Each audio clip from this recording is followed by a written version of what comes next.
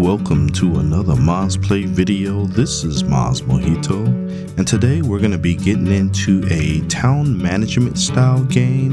We're going to be playing Land of the Vikings. Let's get to it.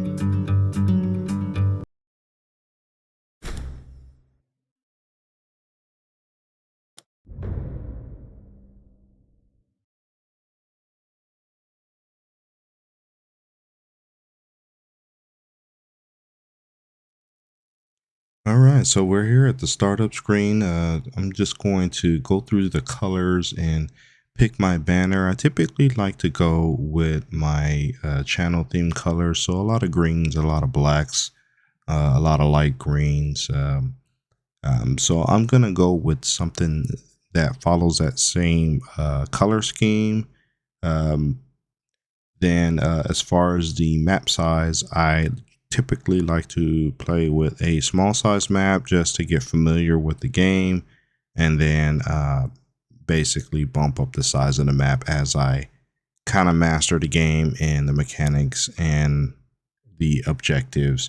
So we're going to start off small and beyond the seas, go from there. the Vikings, known for their strength and courage, stormed forth like a tempest. They add power to their power, wealth to their wealth. They recognize no force that could stand in their way. With each raid, they strike terror into continents with displays of power, shaking their enemies with destruction and victory. A reckless, relentless ambition. Their return to the village is met with great enthusiasm, yet the intoxication of repeated triumphs is veiling their true purpose, distancing them from their core beliefs. Slowly, they began to forget the gods who bestowed these victories upon them. Blinded by the inebriation of their own might, they remained heedless of the impending wrath. Unrestrained, they ate, drank, and reveled. But they were unaware of the enemy lying in wait. Their lofty arrogance blinded them to the foes at their doorstep.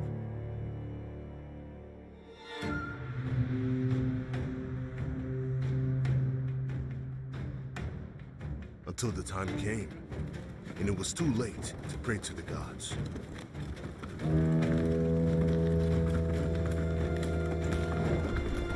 Heaven's wrath was in the enemy's sword.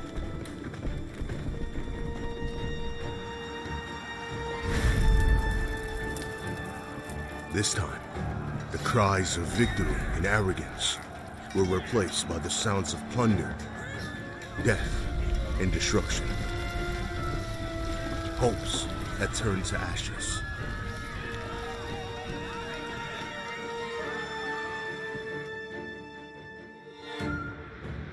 In the midst of destruction, there's still a burning hope. A few Vikings are waiting in hope for a new life, a new beginning. Join them, build your own home, show your courage, and ignite anew the spirit of the Vikings.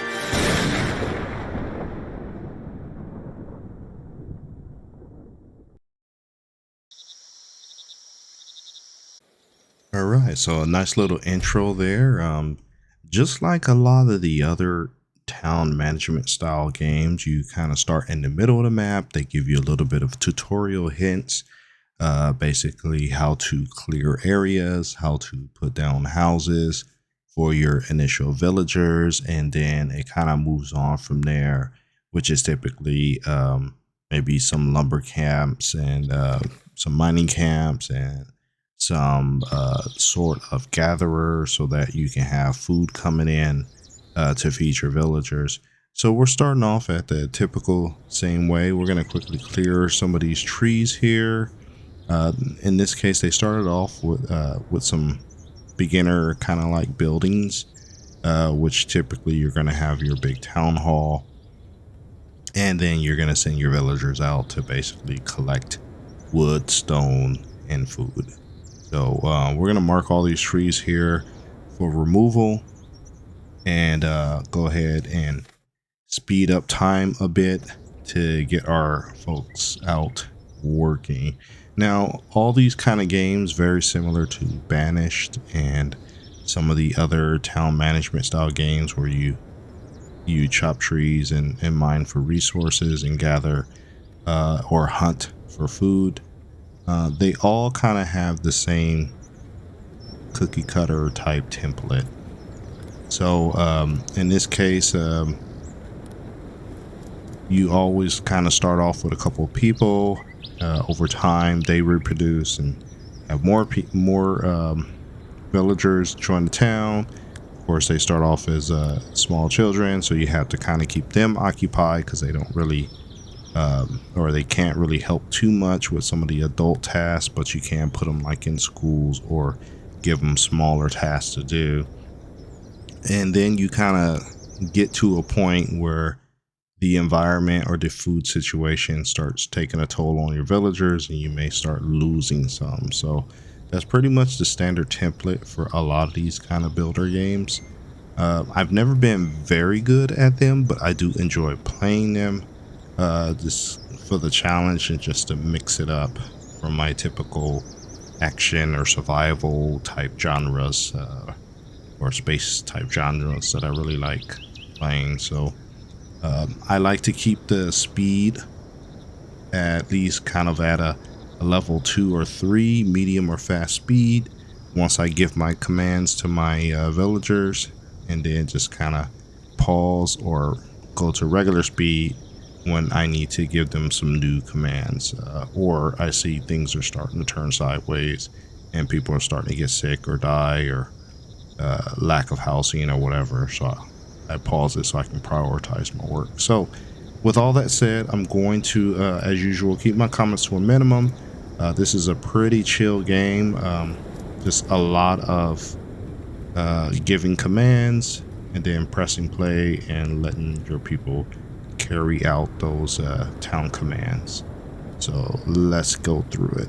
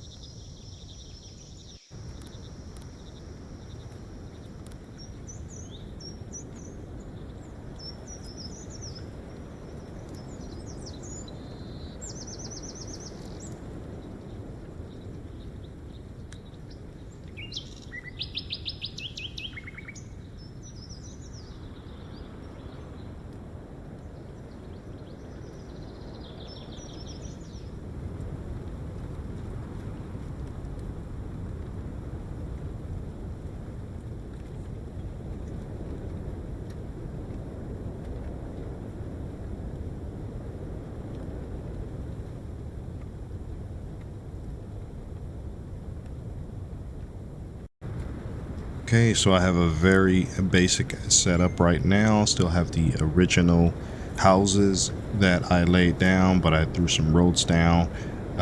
We got the lumber mill going. We also made sure that our place was built so that we can distribute food to our villagers. A lot of the trees have been chopped down, so a lot of the villagers have collected that lumber and brought them over to the lumber mill or saw house or whatever it's called in this game. But you typically start off with collecting wood and stone, and then having your villagers process that material. So so at this point, we're going to kind of keep an eye on the objectives, follow them as best we can, make sure that our workforce is distributed correctly, and then keep the clock going on fast speed so that we can see some results pretty quickly, because playing them at normal speed, it would just take far too long to see anything produced or built. So we'll keep going through it.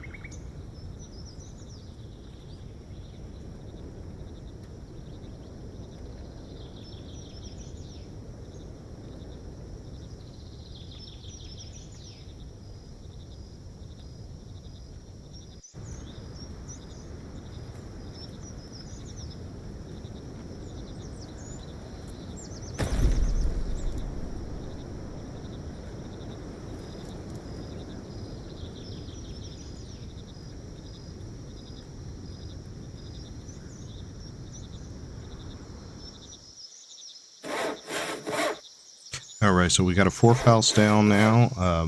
We're going to definitely make sure that we put some roads around there so that the villagers can kind of get to where they need to get in the village at a pretty fast and efficient pace. We also put another production building down, so and a lot of the trees came back. I guess with the season, the trees grow back pretty fast in this game, so I have people back at work getting fresh lumber so that they can feed the lumber mill, the sawmill, and usually in the importance with that is those mills are usually going to be producing firewood for you. So when you hit the winter season, a lot of your people have the necessary um, materials to keep their houses warm. So I'm going to try to balance this out, put three on each side, and then put some roads around them, and then just kind of keep going from there. Maybe build uh, groups of three houses if I can fit them in there. If I can't, if I can, it is what it is. I may have to have two on one side, three on the other. But I'm gonna try to keep them in kind of little communities of 3 to 4 houses, side by side.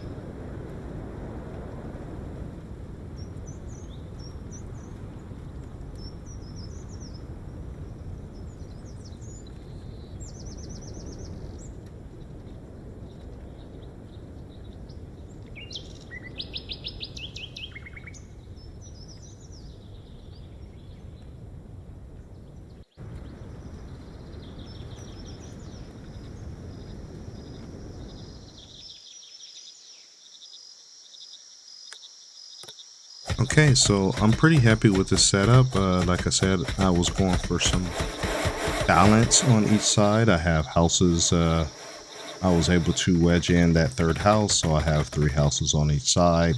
I have a good distribution of food gatherers and water wells on each side. So we're pretty evenly balanced as far as the town goes. And I have all my production buildings, at least that I started to build, they're all finished up. So at this point, we're just going to keep it going. As we get further along, we'll probably start getting messages, especially when the weather turns pretty bad and food starts becoming scarce. We're probably going to start getting messages about villagers getting sick or even dying from either starvation or illness. But what we want is to get our villagers further down the line. So at this point, we're going to put a bookmark in the video. We're going to continue to play this in the future and see how far we can progress in the game. So As usual, I'd like to thank you for taking the time to watch my videos. Please remember to leave a like, comment, and subscribe because it really helps. And we will see you in the next video.